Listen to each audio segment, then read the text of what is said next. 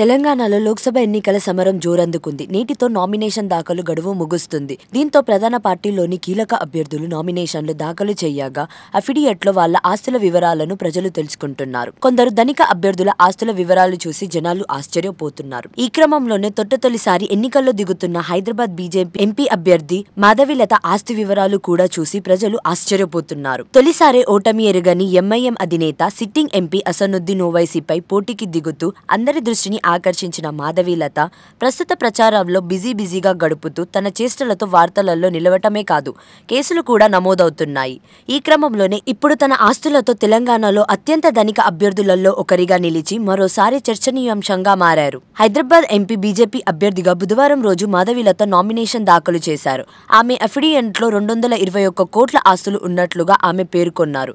దీంతో తెలంగాణలో అత్యంత ధనిక లోక్సభ అభ్యర్థులలో ఆమె కూడా ఒకరిగా నిలిచారు. మాధవీలత భర్త విశ్వనాథ్ 3 పిల్లలకు సంబంధించి 165.46 కోట్లు ఉండగా దంపతులకు 55.39 స్థిరాస్తులు ఉన్నట్లుగా ఆమె ప్రకటించింది. మొత్తంగా 221.37 కోట్లు ఉన్నట్లుగా అఫిడియట్లో పేర్కొన్నారు. 49 ఏళ్ల వయసు కలిగిన మాధవీలత భాగ్యనగరంలో నివాసం ఉంటున్నారు. లిస్టెడ్, అన్లిస్టెడ్ కంపెనీలలో 25.20 కోట్లు పెట్టుబడితో సహా 31.31 కోట్ల చరాస్తులు తనకు ఉన్నాయని ప్రకటించారు.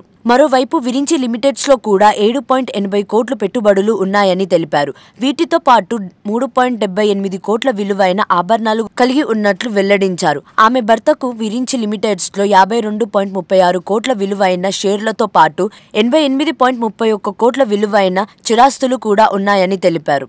అలాగే వారి 3 పిల్లలకు కూడా 45 కోట్లకు పైగా చిరాస్తులు కలిగి ఉన్నారని వెల్లడించారు. ఇక మాధవీలత 6.31 కోట్లు చిరాస్తులు కలిగి ఉండగా ఆమె భర్త స్థిరాస్తులు విలువ 49.59 కోట్లు ఉన్నాయి.